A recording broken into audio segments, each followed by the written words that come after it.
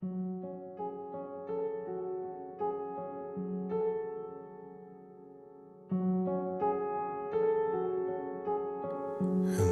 darkness, my old friend.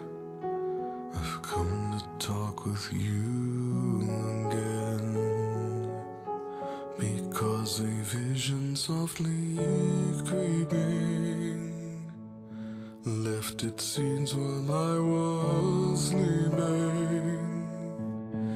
and the vision that was planted in my brain still remains within the sound of silence. In restless dreams I walked alone, narrow streets of cobblestone, neath the halo of a street lamp.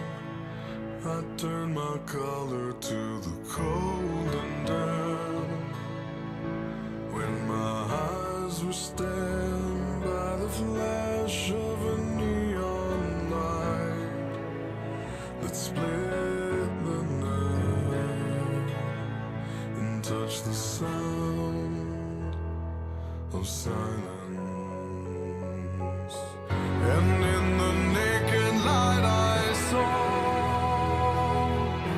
10,000 people, maybe more.